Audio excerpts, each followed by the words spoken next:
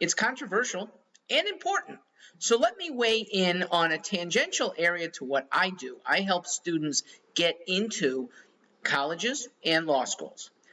Choosing the law school is ultimately up to them, hopefully armed with a very good LSAT score. For college, it's an SAT or an ACT score. The U.S. News, the bread and butter survey, the gold standard, most adhered to survey that ranks colleges and ranks law schools, med schools and business schools too. But the law school criteria that U.S. News changed just this year. And it was controversial because some schools chose not to participate and even send data to them. And the U.S. News survey was interpolating, getting anecdotal data for some of the fields to rank. Why did the schools pull out of the survey? They didn't think it was fair. And they didn't think that U.S. News was weighting some, I'm going to call them fuzzy things, as highly as they should. U.S. News chose to amp up, highly weight two factors, and I defend both of them.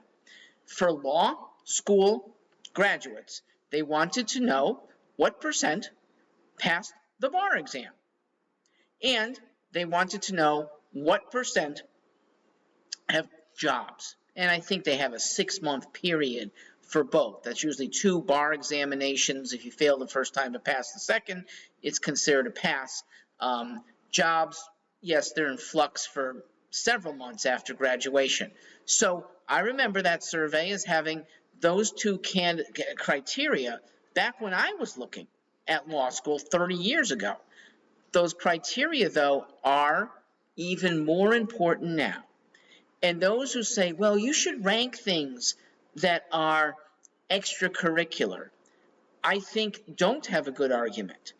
A student might be really concerned about whether the law school invests in companies that mine cobalt in Africa, or whether the law school has transgender bathrooms.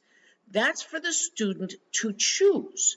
But those are not things that should be ranked.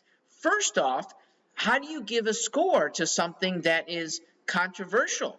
Cobalt, though it's kind of nasty when mined and some people are being treated close to slaves, it enhances many Westerners' lives. Controversial.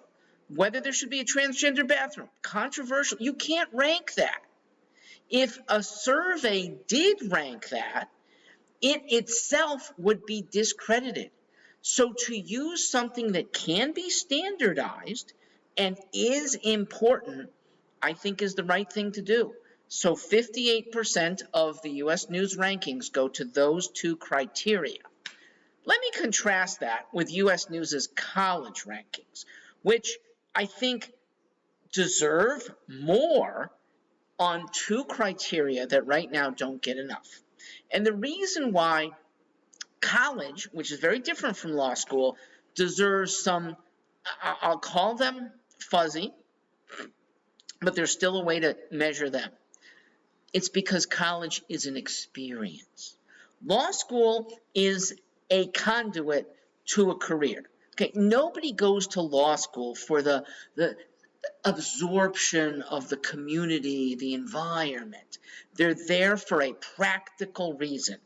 Everyone getting out of law school is looking for a job, and almost everyone is looking for a passed bar exam. So, and the few that are not in the bar exam pool aren't considered to be failures. So the law school isn't getting dinged by a bunch of people that don't really want to enter the profession. There are law students in my class, it's happened a lot more since then, that leave law school and go on to a business career instead of law, and they don't have to practice.